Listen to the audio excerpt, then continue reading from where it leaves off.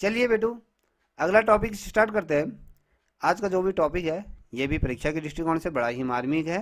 आज की जो श्रृंखला हम जो प्रारंभ करने जा रहे हैं वो आपके उत्तराखंड की जनजातियों के बारे में हम अध्ययन कर रहे हैं। इससे पूर्व जो हमने जनजाति पढ़ी थी वो आपके भोटिया जनजाति के बारे में पढ़ी थी। आज हम एक नई जनजाति आपके सामने ला रहा हूँ, आई थिंक आपको ये पसंद आएगी। चलिए शुरुआत करते हैं। आज की जो जनजाति है ये आप देख पा रहे हो, उत्तराखंड में बोक्सा जनजाति की बारे में बात करेंगे। ये जनजाति कहाँ रहती है, क्या है, किस तरीके इनका पहनावा क्या है क्या नहीं है, इसके बारे में थोड़ा सा समझने का प्रयत्न करेंगे। देखिए, बोक्सा जनजाति के बारे में बात कर रहे हैं तो बोक्सा जनजाति बेसिकली जो निवास करती है, कहाँ ये पाई जाती है, तो आपके उधम सिंह नगर और नैनीताल जिले के जो रामनगर है तो ये यहाँ पर निवास करते हैं। बेसिकली अगर हम कहें तो ये उधम सिंह नगर में ही सारे रूप में ये निवास करती है। पहला क्वेश्चन ये बना। तो उसके पश्चात क्योंकि उधम सिंह नगर और नैनीताल जो जनपद हैं वो आपस में क्या है, सटे हुए हैं।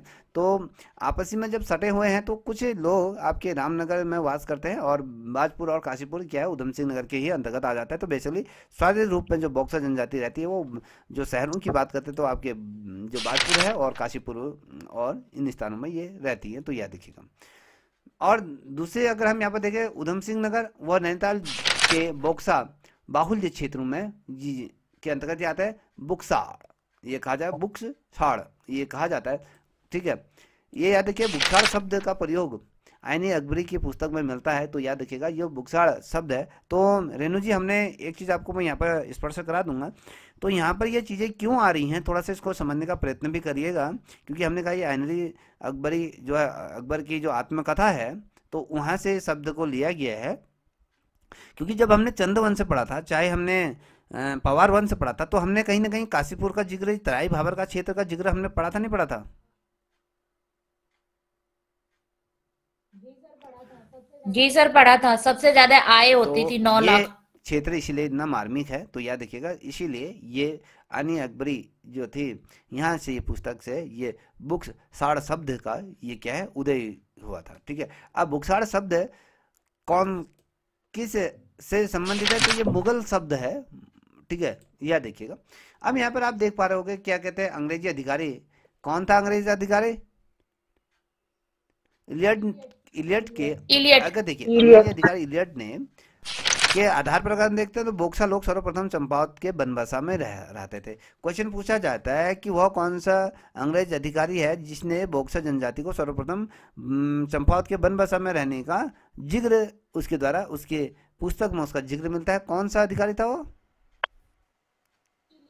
इलियट वो था। इलियट। ठीक है, और जो बुक्सा है, बुक्सा पौड़ी के जो कोटद्वार जनपद है, कोटद्वार सॉरी कोटद्वार में, ठीक है, कोटद्वार भाबर क्षेत्र, क्योंकि हमने तराई भाबर की बारे में बात करी, तो रामगंगा नयार का जो ऊपरी क्षेत्र है अगर हम उसको देखें, ठीक है, तो जैसे पौड़ी के अंतर्गत आता है तो कोटद्वार भाबर क्षेत्र और दून के निवासी जो निवास थे नगर सॉरी देहरादून के विकास नगर की बात करें तो विकास नगर में भी आपको देखने के लिए सहसपुर विकास खंडों में ये निवास करते हैं और देहरादून के जिलों में महर बोक्सा निवास करते हैं। अब देखिए आपके आसपास जो देहरादून में जो भी लोग रहते हैं तो आपके आसपास आपके जौनसारी भी मिल जाएंगे, भोटिया भी मिल जाएंगे, बोक्सा भी मिल जाएंगे, सभी तरीके की वैरायटी आपको यहाँ देखने को मिल जाएगी।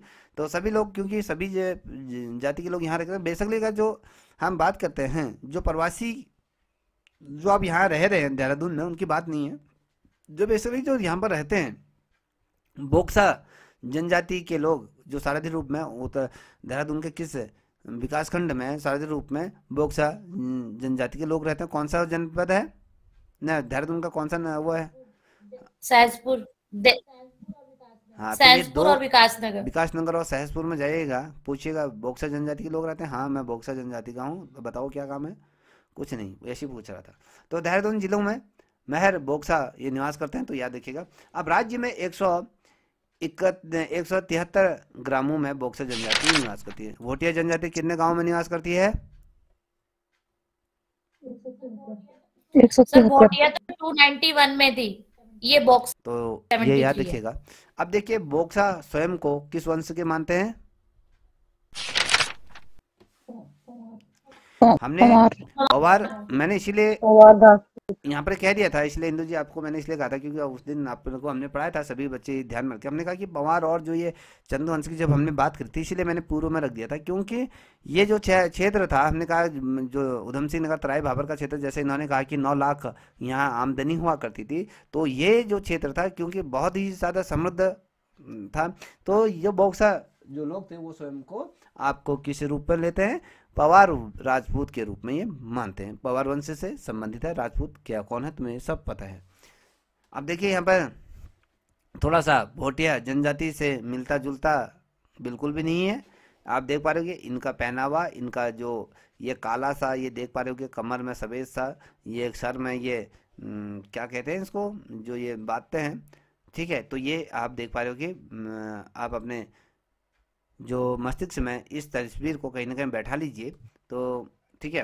अब यहाँ पर देखिए बॉक्सर जनजाति की विशेषताएं क्या होती है। चेहरा चौड़ा, नाक चपटी, होंठ पतले, बॉक्सर जनजाति की पहचान। आप बताओ कौन सी महिला यहाँ पर देख रही है। चेहरा चौड़ा तो सभी का ही दिख रहा है मुझे, इनका भी चौड़ा दिख रहा है, इनका भी चौड़ा दिख रहा है, तो ये माता का भी चौड़ा दिखाई दे रहा है, तो नाक चपटी अनुमान दिखाई दे रही है, तो साथ ही होंठ पतले, तो पतले तो है ही, ठीक है। तो ये क्या है, बॉक्सर जनजाति की पहचान होती हैं, ठीक है। अगर जितने भी बॉक्सर जनजाति के जो भी भाई बहन इसे देख रहे हैं, तो आपको अगर लगता है कि मैं आपको हर्ट हो रही, तो मेरे उस पर भी मैं सॉरी कहूँगा आप लोगों से। मेरा कोई उद्देश्य नहीं है किसी जाति विशेष को टारगेट करने का। तो बेसिकली हम यहाँ पर देखिएगा, तो बॉक्सर की कोई निश्चित बोली नहीं होती है। जैसे हमने कहा कि भोटिया जनजाति की कौन सी बोलियाँ होती थी, अपनी बोली थी वो, हाँ, रूम्बा। तो बिल्कुल सही कहा आपने। तो यहाँ पर बॉक्सा की क्या है, कोई अपनी बोली है, कोई निश्चित बोली है, नहीं है। जो नहीं। आया मन वो बोल बोल दिया। अब जैसे भवारी, चर, भैंसी, कुमैया बोली ये बोला करते हैं। तो बेसिकली अगर हम मान लो कोई देहरादून में है, तो कोई जौनसारी भी बोल लेगा, भवारी भी बोल लेगा, चर भैंसी भी बोल लेगा, कुमैया भी बोले, कुमाऊं की भाषा को कुमैया बोलते हैं। तो ये भाषाएं बोल लेते हैं। बॉक्सर जनजाति 5 गोत्रों या उप जातियों में विभक्त है। क्वेश्चन पूछा जाएगा वह कौन सी जनजाति है जो 5 गोत्रों में विभाजित है, तो कौन कौन सी जाति हो वो 5, बॉक्सर तो 5 बॉक्सर जो जनजाति। गोत्र हैं वो 5 गोत्रों के नाम क्या हैं। यदुवंशी, राजवंशी, पंवार, पथराजा, तो ये तनवार। 5 गोत्रों को याद रख लीजिएगा। मैं क्वेश्चन कभी भी पूछ लूंगा तो याद रखिए, यदुवंशी है। यदुवंशी किसको समर्पित है, यदुवंशी क्या है, राम जी के कुल को कहा जाता है, यदुवंशी ही हैं हम। राजवंशी मतलब जो राजाओं, हाँ, कृष्ण जो भी, कृष्ण सर। ऋषि के। जो राजवंशी हम राजाओं के प्रयास है। पवार वंश तुमने देख ही लिया, पवार वंश का फिर उसके भी पवार वंश के बाद शाह शब्द जुड़ा, शाह शब्द भी जुड़ा था ना बेटा।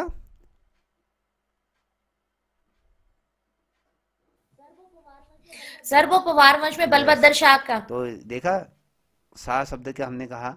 और पत राजा और तनवार ये पता नहीं क्या, मेरे को भी नहीं आता है, तो ये है, याद रख लीजिएगा। तो अब यहाँ पर देख पा रहे हो कि बॉक्सर जनजाति की पुत्रियों को भी संपत्ति का अधिकार मिलता है। तो अभी तो यूसीसी जब लागू हुआ था तो बेसिकली सभी को मिल गया। तो इसी जनजाति एक इकलौती जनजाति थी जहाँ पर कहते कि हमारी पुत्रियों को भी क्या मिलेगा, संपत्ति में अधिकार मिलता है। मानते हैं, अधिकारी मानते हैं। बॉक्सर जनजाति का जो परिवार था वो किस तरीके का परिवार होता है इनका, पितृ सत्तात्मक होता है। अब पितृ पितृसत्तात्मक। सत्तात्मक मतलब मेरा पिता, सत्तात्मक उसके पिता, फादर। उसके पिता, उसके पिता, उसके पिता, उसके पिता, चली हुई प्रथा है जो पिता के हाथों में जो सत्ता रहती है, पितात्मक सत्ता कह देते हैं। हम कहते हैं कि हमारे पिताजी हमारे परिवार के क्या है, मुखिया हैं, यही है ना। जी। तो पितृ सत्तात्मक होते हैं, हमारे पिता ही हमारे क्या है, भगवान है। तो वही पूरे परिवार को लीड कर रहे हैं, तो यही पितात्मक सत्ता होती है। तो बोक्सा जनजाति की धार्मिक व्यवस्था कैसी रही, इसकी धार्मिक व्यवस्था को भी देख लेते हैं। तो बेसिकली मुझे बता सकती है इंदु जी, जो भोटे जनजाति में जो बुग्यालों की तरफ जो अपने जो सर नहीं नहीं घंटाकरण, सुनो पहले, घंटाकरण देवता। जो बुग्यालों में जो अपने गाय बछड़ों को ले अच्छा जाते थे सर। उनकी सुरक्षा के लिए कौन से देवता की पूजा करते थे? घंटाकरण देवता। अच्छा। खो जाने वाले?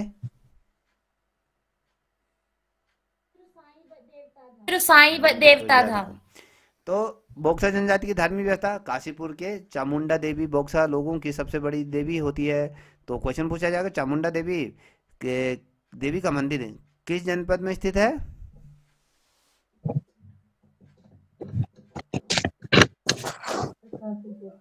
काशीपुर। जनपद पूछ रहा हूँ मैं।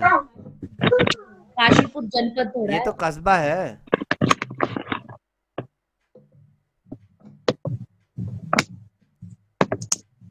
बताओ बेटा, कौन कह रहा था काशीपुर जनपद है? अब उधम सिंह नगर क्या है? सर उदयपुर है। अच्छा। सर जनपद है। सर जिला मुझे है। पता नहीं, आपने आज पहली बार बताया तब मुझे पता चला कि काशी वो उधम सिंह नगर भी कोई जनपद है। अभी तो मैं काशीपुर को ही जनपद लेके चल रहा था। कोई बात नहीं, एक नया जनपद मिला हमें। तो बेसिकली काशीपुर किस जनपद क्या है? उधम सिंह जनपद के अंतर्गत चामुंडा देवी का ये क्या है, बॉक्सा लोगों की सबसे बड़ी ये देवी के रूप में है। अभी यहाँ पर चैती का मेला लगता है, अभी मार्च या फिर फरवरी के माह ये लगेगा। तो यहाँ पर लगता है बड़ा ही एशिया का ये मेला लगता है, दूर दराज से लोग यहाँ पर आते हैं। सुई से लेकर सब्बल तक सब कुछ यहाँ पर मिलता है। तो बुक्साड़ के बोक्सा साकरिया देवी की पूजा करते हैं। अब बुखाड़ के जो बोक्सा है वो कौन सी देवी की पूजा करते हैं?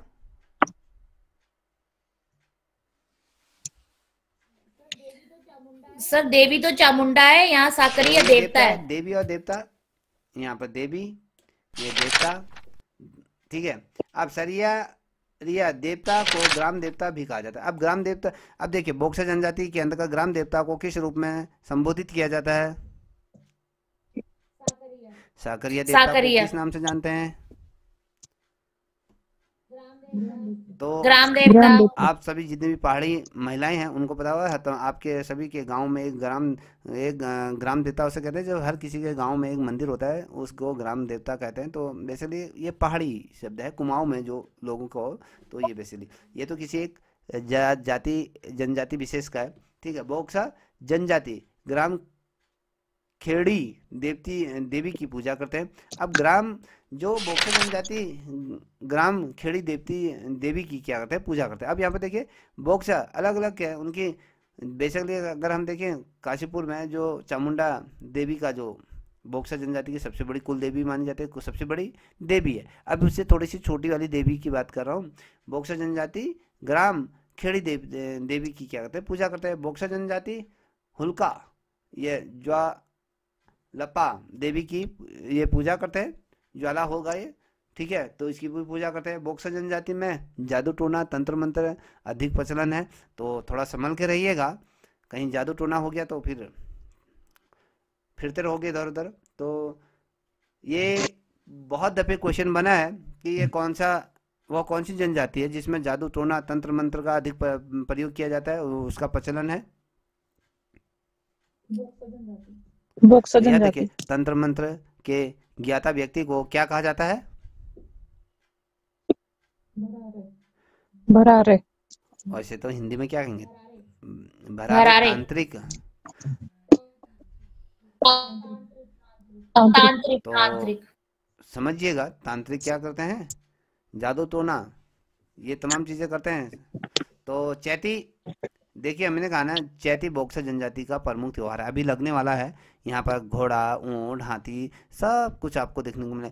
जो 1 रुपये से लेके 100 रुपये तक की सारी चीज़ें यहाँ पर आपको देखने को मिले। अगर आपको ब्रश चाहिए होंगे तो 10 रुपये के 10 ब्रश मिल जाएंगे। तो यहाँ पर बहुत ही सस्ता मिलता है। आपको कढ़ाई लेनी है, कुछ भी लेना है, सब कुछ मिलता है यहाँ पर। बहुत एशिया का कहते हैं कि एशिया का बड़ा ही मेला लगता है यहाँ पर। घोड़े बड़े बड़े महंगे महंगे घोड़े बेचने के लिए यहाँ पर लोग आते हैं। राजस्थान से भी आते हैं यहाँ ऊँट ऊँट बेचने के लिए। तो बड़ा ही भव्य मेला लगता है इधर। तो इसको देखिए, देखने कभी आइएगा। मैं गया नहीं हूँ, मैंने। काशीपुर लगता होगा ना हाँ, सर? ये तो काशीपुर ही कह रहा है फिर। तो काशीपुर की जो चामुंडा देवी से यहाँ से इसकी शुरुआत होती है। यहाँ पहले इस देवी की पूजा पाठ होती है, उसके पश्चात क्या होता है, इस मंदिर से ही इस चैती मेले का क्या होता है, शुरुआत होती है, इसका उद्घाटन यहीं से होता है, तो याद रखिएगा। ये होर्ण गटेरे, ये डलिया, ये तो ये देखिए कि बोक्सा के प्रमुख त्योहार होते हैं, कभी क्वेश्चन पूछा जाएगा।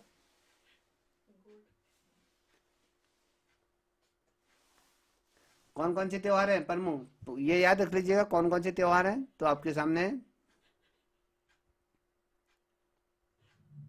ठीक है। होंगन गोटेरे तो ढलिया। पता नहीं, मैंने तो देखे नहीं।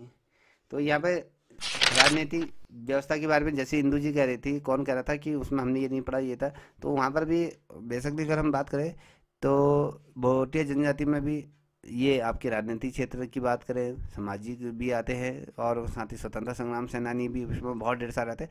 तो अलग अलग चैप्टरों में अलग अलग तरीके से हम उनको आपके सामने रखूंगा, तो याद रखिएगा। अब यहाँ पर आप देख पा रहे होगे जो बोक्सा जनजाति में जो बिरादरी पंचायती होती है, तो क्वेश्चन पूछा जाएगा कि बिरादरी पंचायती किस जनजाति में होती है,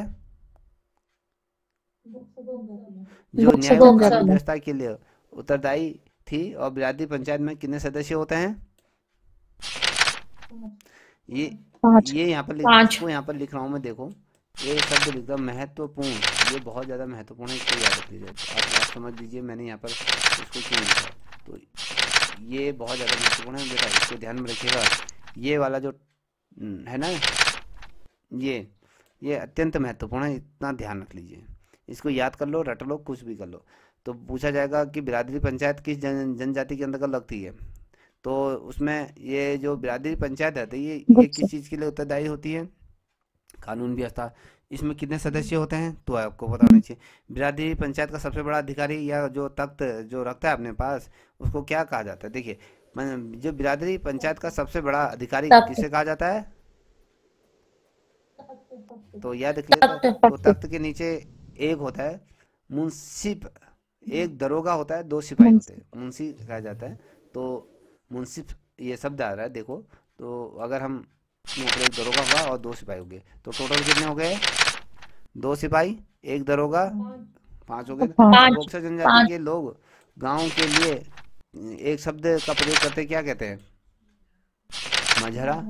मझरा शब्द, मंझारा। मझरा शब्द किस चीज के लिए प्रयुक्त किया जाता है, तो गांव के बिरादरी लोगों के पंचायत लिए। के सभी सदस्य किस कुल के होने चाहिए, वंशानुगत ये होते हैं। वंशानुगत का मतलब क्या होता है, उसी कुल उसी के। कुल के होते हैं। वंशानुगत वैसे हम देखे जाए तो हमने कहा कि राजा का बेटा राजा होगा, राजा का बेटा राजा होगा, राजा का बेटा राजा होगा, यही वाला जी जी जी क्या सर। हमारे देश जी में सर। लोकतांत्रिक है, वंशानुगत शासन होता है, सर लोकतांत्रिक डेमोक्रेसी। तो वर्तमान में बिरादरी पंचायत के स्थान पर कुमाऊं में बोक्सा परिषद की स्थापना की गई, ठीक है। अब ये बोक्सा परिषद की स्थापना किसके विपरीत की गई थी, बिरादरी पंचायत। बिरादरी ठीक है। पंचायत के। तो ये बिरादरी और सब कुछ आपके सामने रख दिए। तो आज हमने 2 श्रृंखलाएं आपके सामने रख दी हैं, तो ये अत्यंत मार्मिक है, ठीक है।